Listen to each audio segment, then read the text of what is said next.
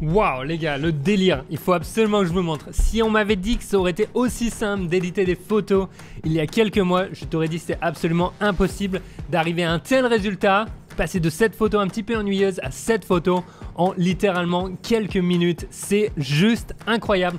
Laissez-moi vous montrer dans cet épisode comment j'ai fait, c'est fou. Waouh.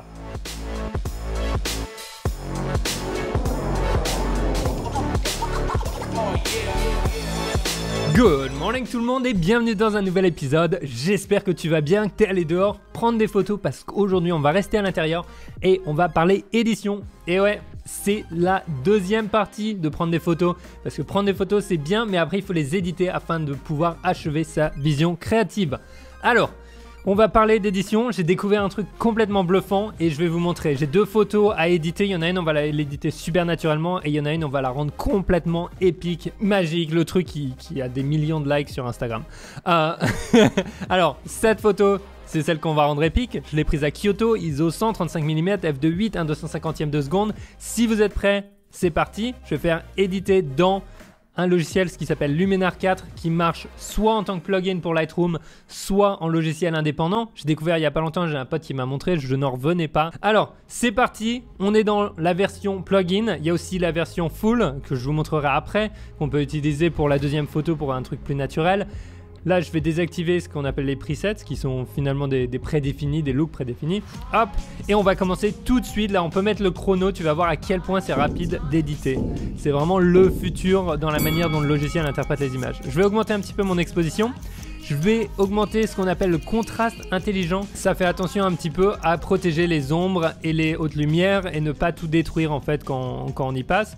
Là, je vais booster un petit peu les ombres quand même, réduire un petit peu mes hautes lumières et je vais passer à un outil qui s'appelle AI Amélioration, qui est intelligence artificielle. Il y a AI Accent qui est un petit peu comme le Clarity de Lightroom mais en stéroïde parce que ça reconnaît les différentes parties de l'image apparemment. Ça reconnaît le ciel, ça reconnaît les bâtiments, les personnes, etc. pour ne pas justement appliquer de la même manière l'effet. Donc du coup là on voit déjà que j'ai ramené pas mal d'informations dans l'image, c'est un petit peu plus crisp, j'aime bien. L'embellisseur de ciel ne va servir à rien là parce que j'ai pas de ciel, littéralement il n'y a rien. La partie AI Structure j'aime bien mais si je vais jusqu'au bout ça fait un petit peu comme du HDR et donc je vais en mettre un tout petit peu. Toujours rester dans la finesse quand on édite, réduire un petit peu ma saturation, augmenter un petit peu ma vibrance, ça c'est ma petite sauce perso. Ensuite, je vais aller dans les HSL, tonalité, saturation, luminance. Je vais baisser un petit peu la saturation des verts. Je vais baisser la luminance parce que j'aime pas trop. Augmenter un petit peu ma saturation des jaunes. Augmenter un petit peu ma saturation des oranges. Et baisser un petit peu la luminance par contre. Et les rouges, on va les laisser comme ils sont, peut-être augmenter un tout chouïa. Les bleus, pour l'instant, j'ai pas vraiment de bleu. Même si j'en ai un petit peu dans la teinte générale de l'image. Ou alors dans le kimono du mec. Tac! On est bien là. Maintenant, je vais aller dans une partie qui s'appelle amélioration de paysage. Il y a un truc qui s'appelle l'heure dorée. Et l'heure dorée, en fait, ça te permet un petit peu de recréer ces tons que tu as quand tu shootes avant le coucher de soleil. Et donc, du coup, j'aime bien. Tac, on va essayer de réchauffer un petit peu notre image. Là, déjà, j'ai un résultat dont je suis hyper content. Je serai prêt à partager ça sur mes réseaux sociaux. C'est top. Mais, est-ce qu'on peut rendre les choses encore plus folles? Mais bien sûr. Allez hop, c'est parti. On tape sur AI remplacement de ciel. On va remplacer le ciel les gars complètement en un clic. Et là c'est la folie parce que on se dit ça va pas être possible avec les détails. Mais si, c'est possible. C'est juste on a l'arbre qui est là et on peut voir que le logiciel a su reconnaître tous les éléments dans cette image et a su appliquer le ciel de manière correcte. Et si ça c'était pas assez, on a aussi des réglages avancés. Et il y en a un que j'adore qui s'appelle Relight Scene qui est finalement pour adapter la lumière entre l'image de base et le nouveau ciel qu'on a mis. Et là, je vais l'augmenter afin justement d'avoir les mêmes tons au sol et dans le ciel. Waouh! Et juste ça, franchement qu'on aime ou pas changer les choses dans les images, il faut reconnaître que visuellement, quand on parle d'art, c'est quand même assez incroyable avec autant de facilité. C'est-à-dire que les outils deviennent de plus en plus simples. Et on va pouvoir justement travailler plus sur nos images, travailler plus sur notre vision créative et non pas passer des heures à regarder des tutos sur comment faire ou comment masquer des choses. Dernière chose, on va mettre un petit rayon de soleil. Alors là, tu vas te dire, là, oh le délire quoi, qu'est-ce qu'il est en train de nous faire? Et ce petit rayon de soleil qui en fait est capable de reconnaître un petit peu là où il y a des nuages, là où il y a des éléments qui sont plus ou moins devant le soleil, ce qui va faire que ça va masquer les rayons. Donc on va bien sûr le mettre sur le mec là parce qu'il est magique. Non, je rigole. On va mettre mettre notre petit rayon de soleil ici. Là, je vais le cacher dans l'angle et je vais réduire un petit peu la pénétration que ça a dans l'image pour que ce soit un petit peu plus réel. Je vais aussi réduire un petit peu la quantité, réduire un petit peu l'aspect général, c'est-à-dire comment est-ce que ça affecte l'image en entier. Tac, parce que bien sûr, il faut adapter l'exposition du soleil avec l'exposition du reste de l'image. Donc là, je vais réduire un petit peu la longueur des rayons de soleil. Le nombre de rayons de soleil, je vais baisser. Le rayon des rayons du soleil, je vais aussi le baisser. Tac. Et maintenant, je vais augmenter un petit peu la chaleur du soleil et des rayons. Et là, on se dit, mais c'est quoi ce délire? Comment ça se fait que ce soit aussi simple? Bah, c'est un petit peu ce que je me dis, c'est magique. Moi, j'adore. J'aime beaucoup le résultat. Alors maintenant, gros warning. Certains d'entre vous vont dire, c'est pas de la photographie, c'est pas vrai, etc. Je considère ça comme étant de l'art visuel, de l'art graphique, si on veut, d'une certaine manière. C'est-à-dire que la photographie, il y a plein d'aspects différents. Pour moi, ça, c'est la partie artistique où tu peux jouer avec tes images. Quand tu es sur le terrain, tu n'as pas tout le temps la chance d'avoir exactement tout ce que tu veux. Il y a des millions de gens qui utilisent finalement Photoshop, etc. pour pouvoir atteindre la vision créative qu'ils avaient avec leurs photos.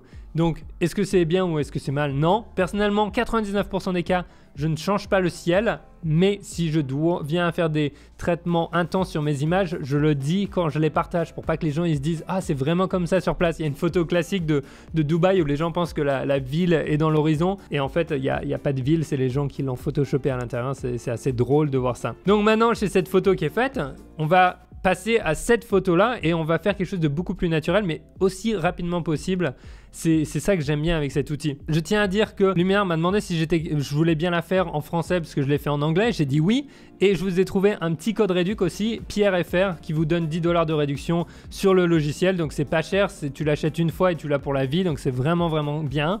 Tu as aussi les updates sur Luminar 4 et ils n'arrêtent pas d'améliorer les choses. Donc je suis vraiment impressionné. Je crois qu'ils ont même une version d'essai où si t'es pas content, tu peux leur dire ah, je suis pas content au bout de 15 jours et ils te remboursent. Enfin bref, c'est parti. Yosemite, on va éditer un petit peu cette photo. Je vais augmenter un petit peu la lumière. Contraste intelligent, on va jouer avec ça pour... Là, le but dans cette photo, ça va être de récupérer cette lumière du soleil couchant qui tapait sur les crêtes, ok? Donc, je vais essayer au maximum de travailler là-dessus. Je vais réduire un petit peu les noirs, réduire un petit peu les blancs. Donc, le but vraiment là, ça va être de récupérer cette lumière. Donc, on va devoir rajouter pas mal de contraste dans l'image. On va utiliser encore l'outil AI Accent qui fait vraiment du bon travail là pour récupérer les détails dans différentes parties de l'image. L'embellisseur de ciel, on peut l'utiliser. Tu vois ce qui se passe là, ça va créer un petit dégradé. On récupère un petit peu d'informations. On va le laisser comme ça. AI Structure. Là, je vais en rajouter un petit peu, mais pareil, pas trop, parce que là, pour moi, c'est moche. On va passer directement aux couleurs. Le plus important pour moi, ça va être de rajouter un petit peu d'orange, baisser un petit peu la saturation des oranges, comme ça on les voit mieux, tu vois. Tac. Les verts, pareil, je fais tomber ça. Et les bleus, je vais faire tomber pas mal mes bleus et je vais les rendre un petit peu plus turquoise. Tac.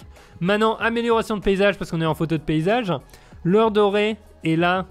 il y a tout qui s'embrase et c'est la folie. Moi j'adore, c'est vraiment facile à utiliser. Normalement tu dois faire plusieurs calques sur Photoshop pour avoir le même résultat et ça c'est vraiment cool. Et dernière chose, réduction de la brume qui est le Dehaze Tool que tu retrouves aussi sur Lightroom. Par contre celui-là il fait attention à ce qu'il y a dans l'image, comme tu peux le voir. En fait il va pas détruire l'image. Enfin c'est ça que je trouve qui est vraiment le futur dans ce logiciel, c'est que tous les sliders ou la plupart font attention à ce qu'il y a dans l'image pour ne pas détruire les informations ou ne pas avoir un résultat qui est vraiment bizarre. Et du coup, là, bah voilà, on a un résultat qui est quand même assez impressionnant en l'espace de 2 minutes. J'ai un résultat où on passe d'une image qui est plutôt grisâtre, où on voit pas bien le soleil, à quelque chose avec des belles couleurs qui ressortent. Et ça, c'est fou. Si tu voulais, tu pourrais même changer le ciel. Bref, j'ai envie de savoir ce que tu en penses de ce logiciel, ce que tu en penses, quel est ton style d'édit et tout ça. Moi, je me suis amusé pas mal avec ce logiciel, que ce soit pour du paysage, que pour les photos de rue. Quand je dis futur de l'édit, je parle pas que tout le monde va faire la même chose. Je parle vraiment du fait que le logiciel va t'aider. C'est-à-dire qu'il va être beaucoup plus intelligent qu'il n'est maintenant. Et il y en a qui aiment, il y en a qui n'aiment pas. Après, tu sais, c'est comme la confiture, il y en a qui préfèrent le Nutella. Et dernière chose, les portraits. Il y a pas mal d'outils aussi pour les portraits. Je vous cacherai ça ou je vous montrerai ça un autre jour. J'espère que ça t'a aidé. Maintenant, c'est à toi d'éditer. chope le logiciel ou amuse-toi avec le logiciel que tu as actuellement. Si tu as déjà Luminar 4, je suis assez curieux de connaître ton expérience, donc dis-moi ça dans les commentaires. Et ceci étant dit, abonne-toi, presse le bouton là, tout de suite. Allez, tu appuies sur le bouton, tu t'abonnes, comme ça tu verras la prochaine vidéo. Je pense qu'on va aller sortir shooter dans la neige dans pas longtemps. Allez, ciao, get out there, go shoot, try something different, try something new.